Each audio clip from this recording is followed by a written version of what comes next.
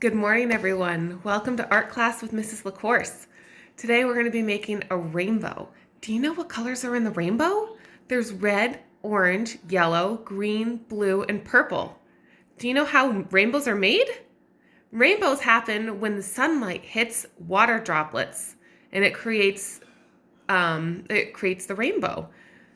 So, with that, we need clouds for raindrops to happen too, right? So we're going to add a cloud at the end. So here are the materials that we're going to need. You're going to need a container that will hold water with a lid, some pasta, preferably ziti or rigatoni, yarn, a pen, scissors, a paper plate, food coloring, and something to put all of your wet pasta on after you dye them. So I've got some wax paper, but you can really use anything that you'd like. So to start with, we're going to take your container for water, and this is just a yogurt container. You're going to put some water in it, not a whole lot, maybe about 1/2 inch. I apologize for the bounciness of the video. So you're going to squeeze out, if this is the kind that you have, some food coloring. Make sure you cap it after. You don't want to have that mess all over you. Then you're going to take out some pasta. I would suggest putting in at least, let's see, I've got 5, 6, 7, 8, at least 8 pieces in there. So they're just going to sit right in there like that. The reason why I have you do 8 pieces is because, or more than what you think you're going to need, is because what I found is that sometimes through the drying process, because all of the pasta is absorbing the moisture, what happens is that they're going to crack. Some of them might crack as they dry, so that's what happened to a couple of mine. So I'm going to have less pasta to show for it.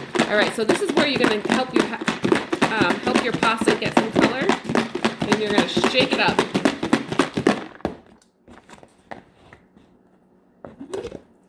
You might want some paper towels too. I didn't think about that.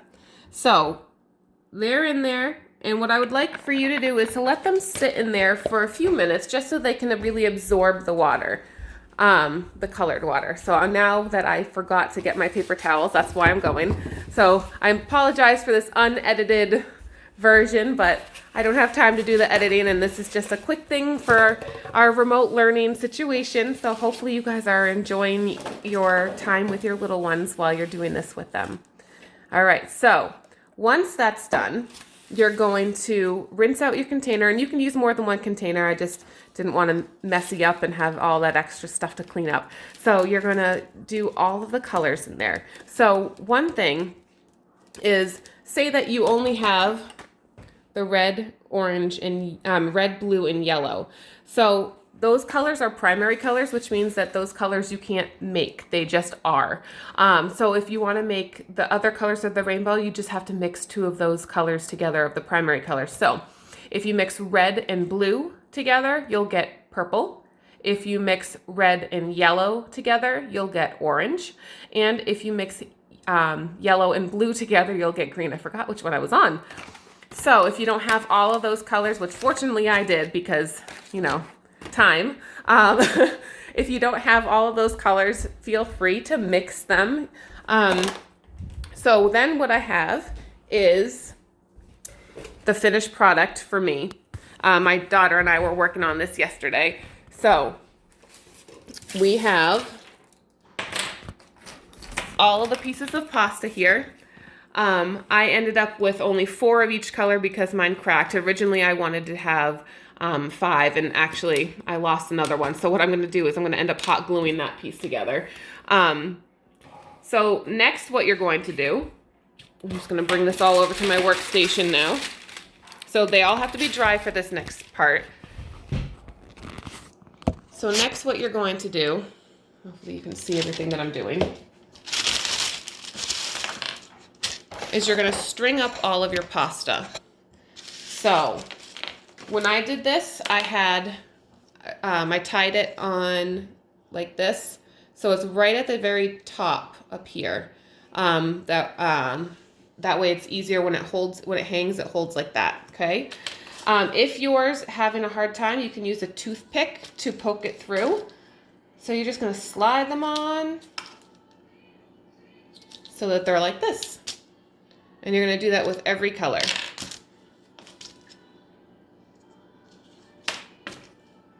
I apologize for the longness that this is going to take.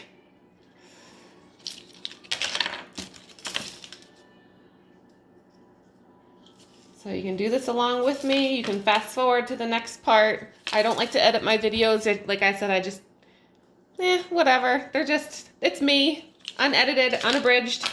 You get what you get. So I'm just gonna leave out the one broken piece of green because my glue gun's all the way on the other side of the kitchen and I don't wanna waste more of your time as you're doing this with your little ones.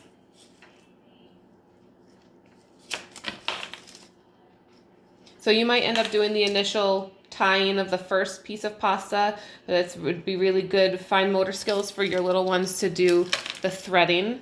Also the shaking, you add in, you can have them help to add in, oh, I lost the yellow.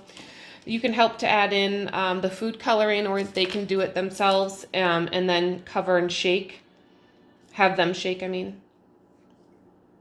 You can have them practice picking out to work with fine motor skills with tongs. If you have tongs, you can have them reach in while you're holding the container, hopefully, and try to pick them out. And so that'll help with their eye-hand coordination and do it that way. All right, so I lost two pieces, a yellow and a green, which I will fix later. So now you're gonna take your paper plate and you're gonna cut it in half. You can use your marker if you want to create the bubbles. So you can have your kiddos do this if you want to, or you can do this part. My 3-year-old is not very good at scissors yet, so I would be doing this part for her for cutting it. I don't know if you can see. So I made my clouds. And then you're gonna cut that out.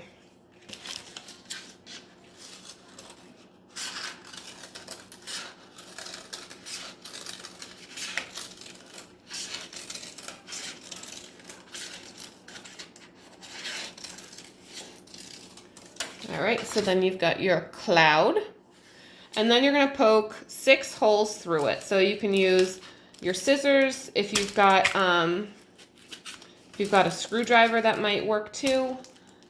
So just gonna poke some holes in it. So try to keep them somewhat spaced out. Don't get them too close to the very edge, otherwise they might end up pulling through. So I have 4, 5, and 6. So then we're gonna start with the order. So starting all the way at the left, and then you might not be able to thread this through. So have your little one use probably not scissors, but a pencil or toothpick and have them poke through. So it's like that. And you decide how far you want them to hang. So you can have them hang down lower. You can have them right up to the edge like that. And then you're gonna tie a knot, a double knot, and then cut off the end of the string.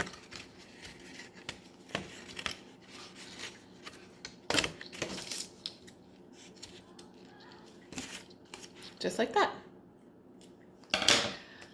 And then you're gonna do that to all the other ones. So again, you can fast forward this part till the very end, or you can just be done with the video because this is really all we're doing till it gets to the end. If you have cotton balls and you want to glue some cotton balls, you can use cotton balls, and I would suggest the Elmer's glue, not the stick, but the one in the bottle. I don't find that the stick is very good for much of anything. I don't use it in my classroom when I teach. So I'm going to skip over the yellow part because I don't have the yellow. I'm going to skip over the green because I don't have that extra green right now. And then the blue and the purple are last.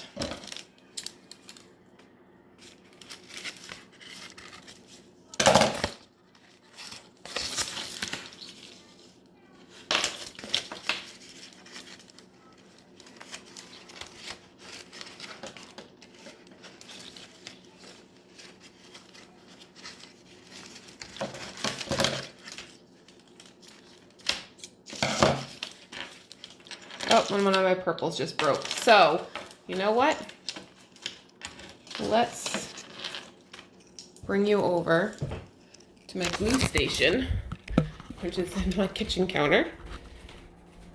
Pardon my hand right there. I'm going to show you quickly how to do this part. It's really not hard.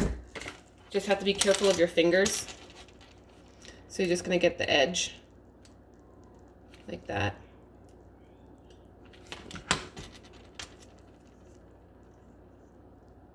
Glue them backwards. Okay, and stick them together so they'll stay. Hopefully you won't have this problem though, because you'll have thought ahead and made more. So that's 2. And the last one.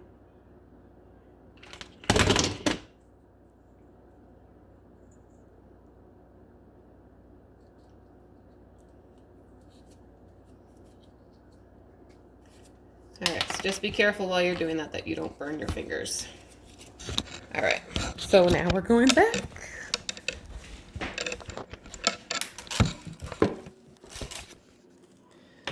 I'll just finish this up so you can at least see the finished product. Not that you can't use your imagination and think about it. So now with, if you do use the hot glue to put stuff back together, if you don't have enough pasta, if you don't want to re-dye all the pasta, then you might end up having to use your scissors or a toothpick to poke through.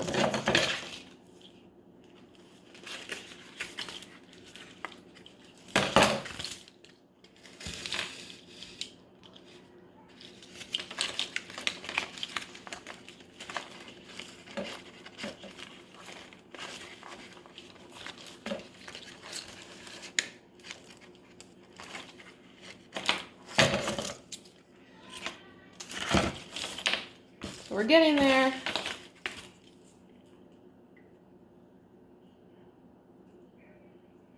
So if you don't have yarn, you have fishing wire. If you're a fisherman, you can use that. That way, and also I would prefer to use that, but I don't like fishing. Just because it kind of hides the bulkiness of the yarn or string or whatever you're using. Oops.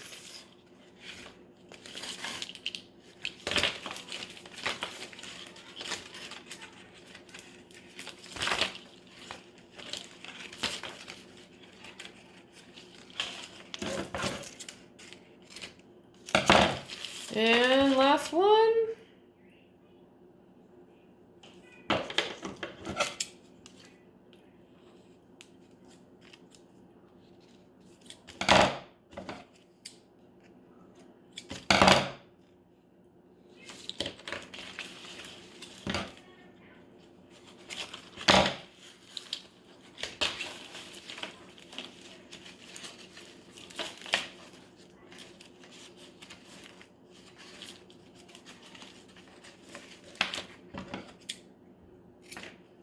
All right, so there's our rainbow cloud.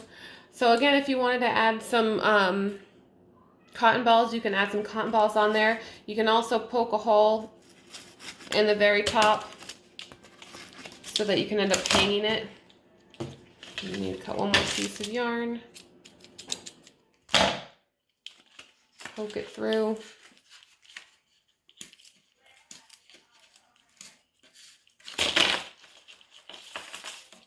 And I like to tie a loop so I can hang it on a hook or something, so it'll be like this. Pretty cool.